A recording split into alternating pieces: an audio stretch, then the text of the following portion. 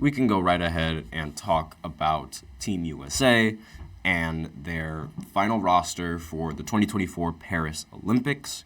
So I'll just rattle off all the names that have been confirmed. So they got Steph Curry, they got LeBron James, Kevin Durant, Jason Tatum, Joel Embiid, Devin Booker, Tyrese Halliburton, Anthony Edwards, Drew Holiday, Bam Adebayo, and Anthony Davis. So these are the 11 players on the roster that have been confirmed as of right now. Obviously, this roster could be changed as the NBA playoffs progress. There's no telling if any of these players, unfortunately, get injured.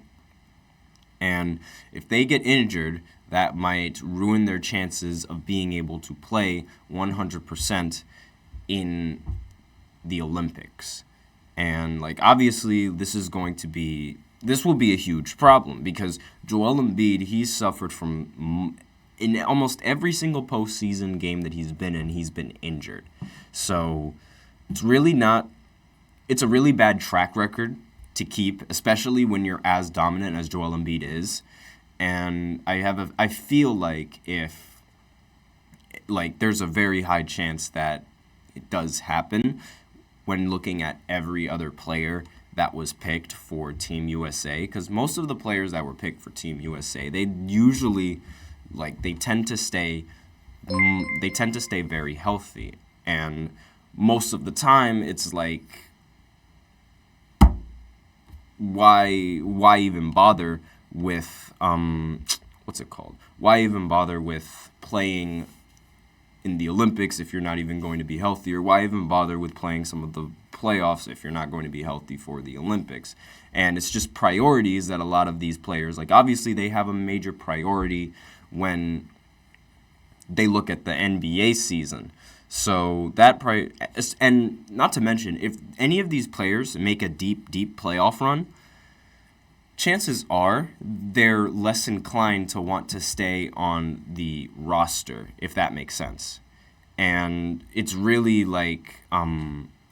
it's really not good for Team USA, the fact that the playoffs are happening right around at this time, and then a lot of these players are expected to go to the Olympics immediately. And it's a lost art in NBA basketball, because back then, there would be no question on whether or not these NBA players were going to be on Team USA. It's seen as a great honor to represent your country. And that honor, I feel like it's been sort of pushed to the side these recent years, because a lot of these NBA players are mainly focused on their NBA career, aside from being focused on the Olympics and USA basketball. And most of the time, and as this is sort of why in the recent years, when the USA goes to FIBA tournaments and when USA goes to Olympic tournaments, we don't send the best players that we have. And it's really frustrating, especially as a fan, because it's why wouldn't you want to represent your country? It really it doesn't make any sense to me whatsoever why anyone wouldn't want to represent their country and play in the Olympics.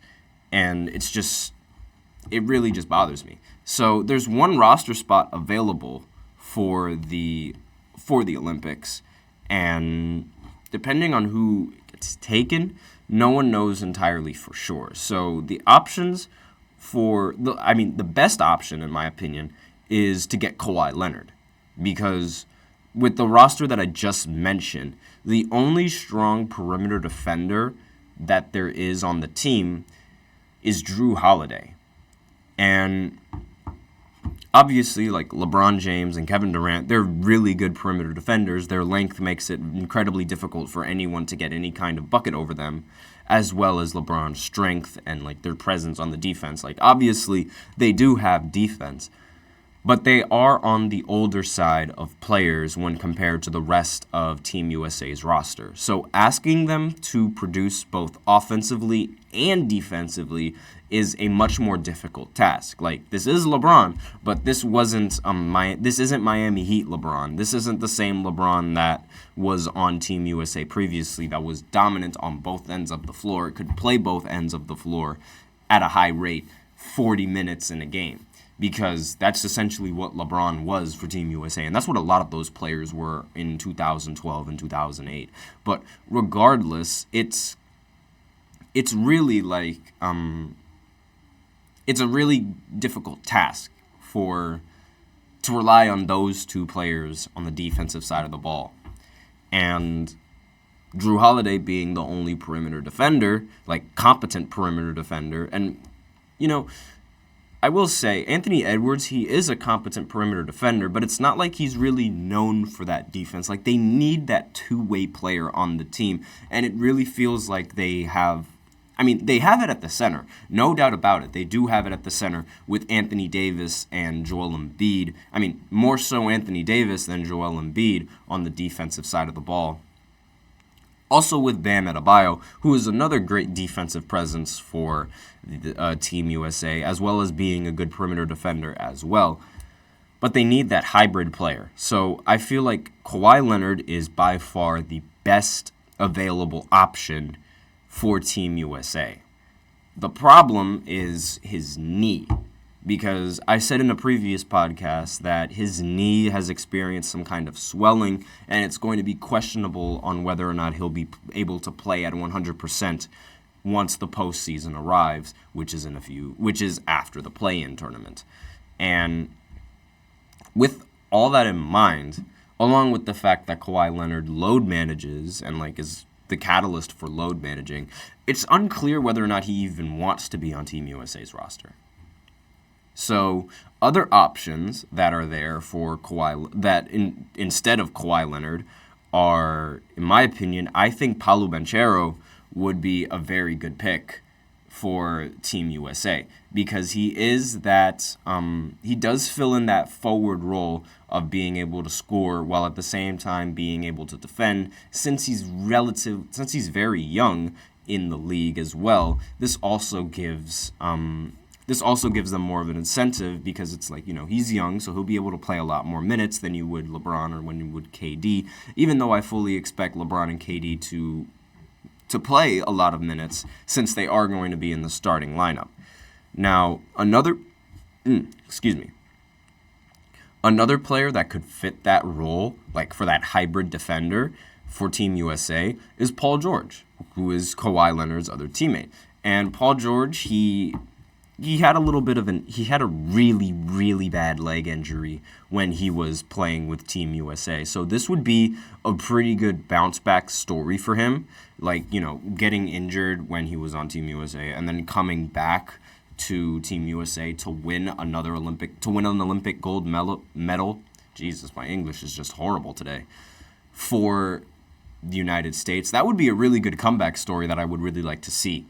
And another option and another name that was being thrown around was Jalen Brunson. So while I am a big fan of Jalen Brunson, big fan of New York sports in general, I don't really think that's a good fit. Jalen Brunson is an undersized guard who provides doesn't provide much on the defensive side of the ball. And again, he's also incredibly undersized when compared to the rest of the players that are on the roster. So I don't really think that's a worthy inclusion to bring him, because it's just, okay, you're adding more offense, but where's the defense? And I really think that defense is going to be something that the Team USA desperately, desperately needs. Now, looking at the rest of the players that are available, Kyrie Irving was also a name that popped up recently in these, who's going to be on Team USA, who's going to fill that role in, and with him being available for Team USA, since he was on the roster before, this could be again, it's the same story that I said where it's like they need the defense.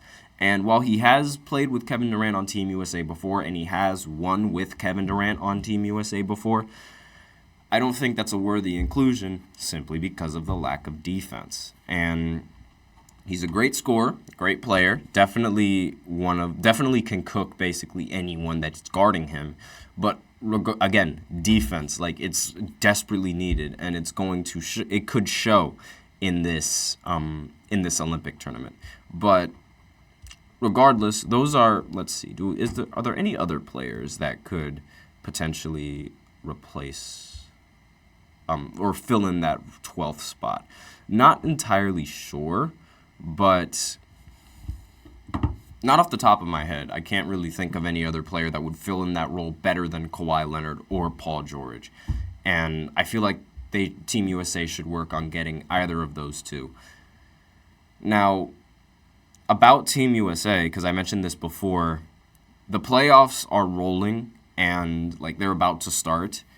And if one of these players makes a deep run, then chances are they're not going to want to play for the Olympic team because like their team is still worried about the playoffs, and they're also like, and not to mention coming off of playing in an intense series and then expecting to go overseas to play basketball again and play for your country, it's a lot of these players think it's a relatively difficult task.